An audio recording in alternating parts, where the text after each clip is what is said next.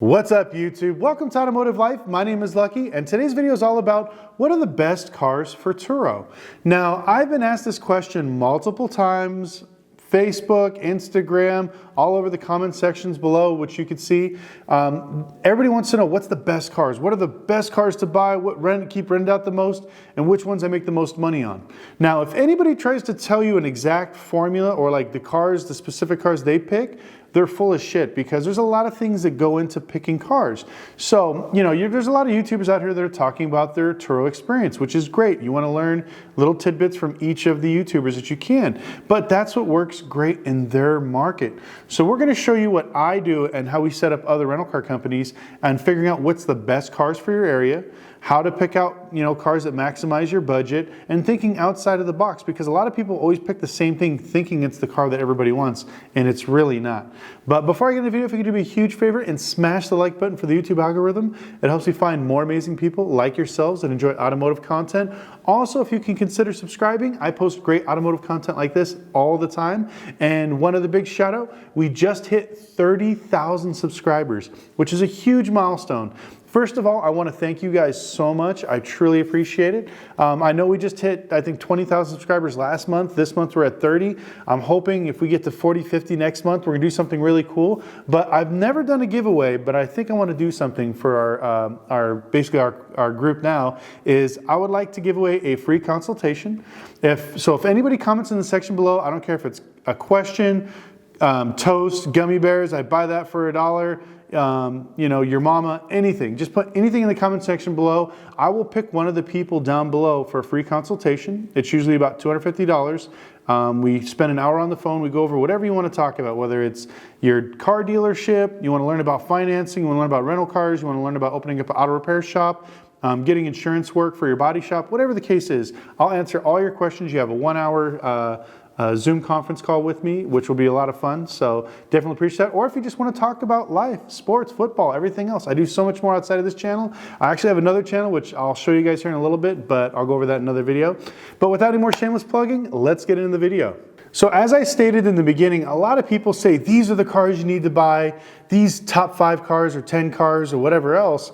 And I tell a lot of people don't ever take that information to heart because that is their particular experience. Like I said, I talk to multiple rental car companies, multiple dealers, multiple banks in different states. We all have a little community that we talk to and we find out what's working in different areas. And I have a system where we pretty much set up to find out what's the best one in your area. So I'm going to divulge a little bit of the information just to kind of give you guys a heads up because the Turo questions are coming in insanely fast. I don't want to make sure I give you guys the best information possible so this way that you guys understand everything what we're doing. So a little bit of background, I've owned a car dealership for several years, owned auto repair shop for even longer than that, and we started in rental cars about a few years ago. And it worked out really great. We were on Turo, some of the first people to be on the platform. We used HireCar really well, and we actually got our rental car license through the state, so this way we can rent to individual people. We were doing cash rentals, weekly rentals, commercial rentals, everything else. So all the stuff that I'm going to tell you today is stuff that we've already personally done and figured out, the pitfalls, the good, the bad, and the ugly.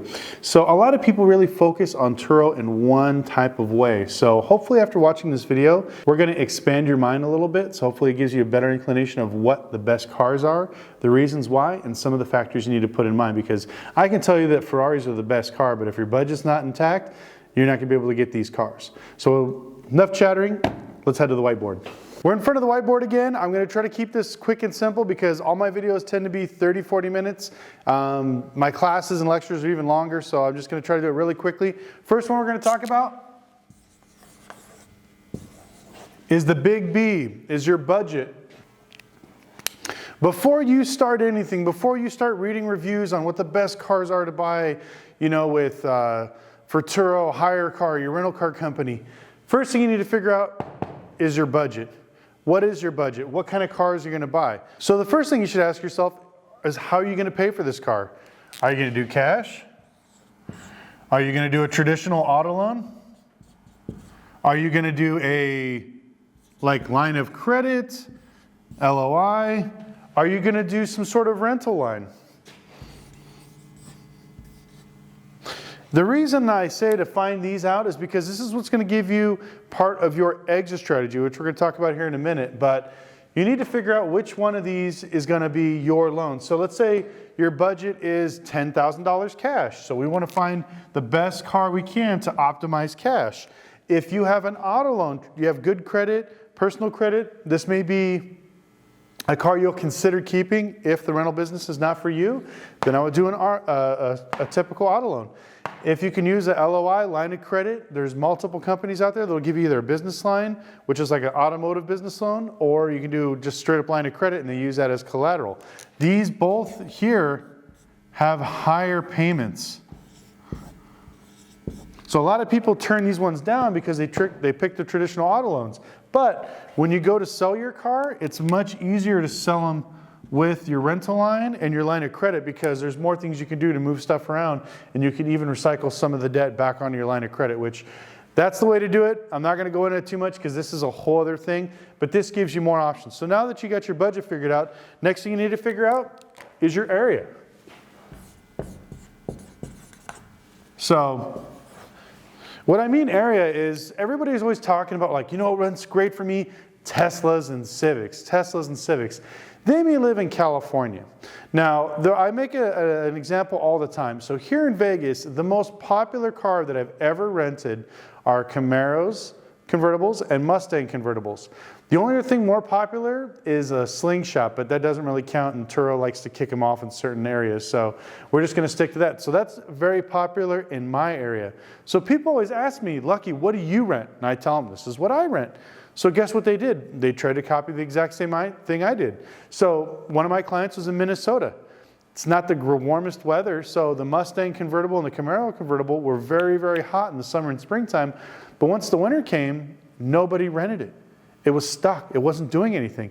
And people, I don't know why they don't think about this stuff ahead, is you need to figure out what is good for your area. So, you know, do you have a lot of snow?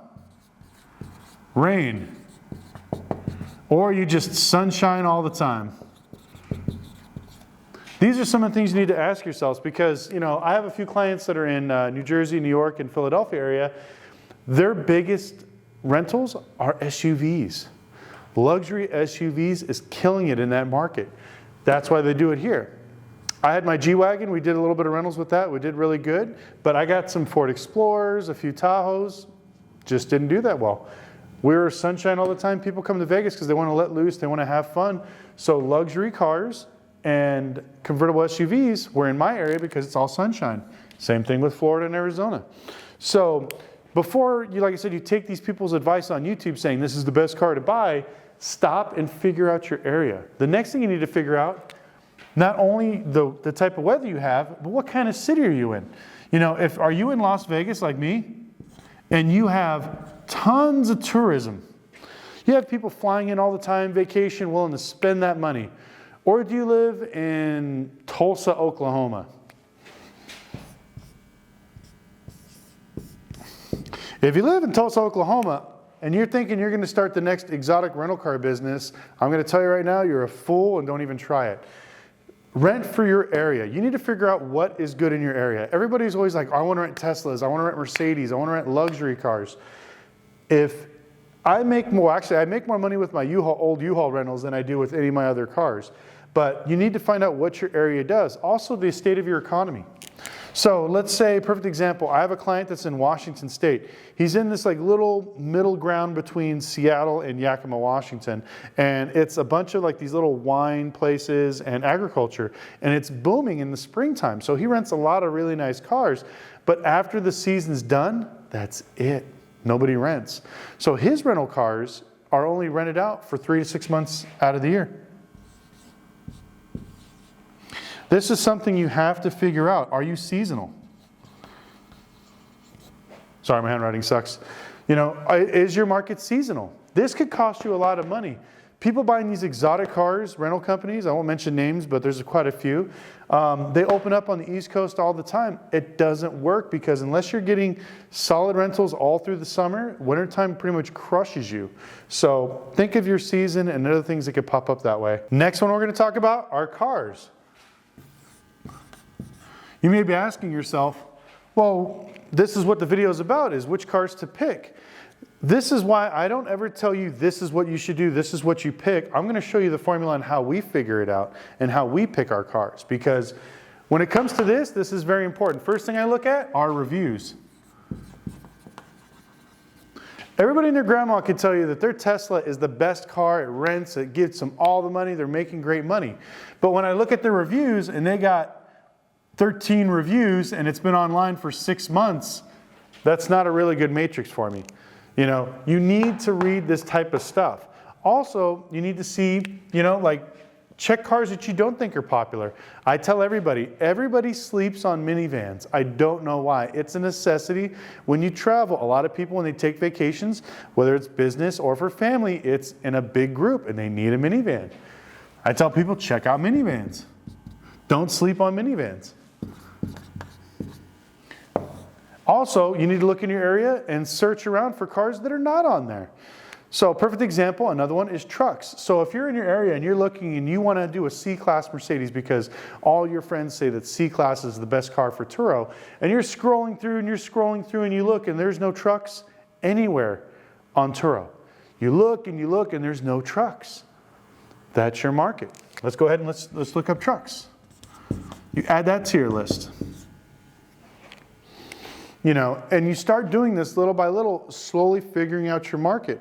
And all this is going to tie into each other, because once you pick the cars, you need to go back to your budget. We need to figure out what we're going to do, because a lot of these vehicles, you know, it's a lot of money. So if you buy any of these things, you want to be somewhat sure of what you're doing. You also want to get a good price on them, because if for some reason it doesn't rent out, you want to be able to get rid of it. And that's what brings us to our last part, which is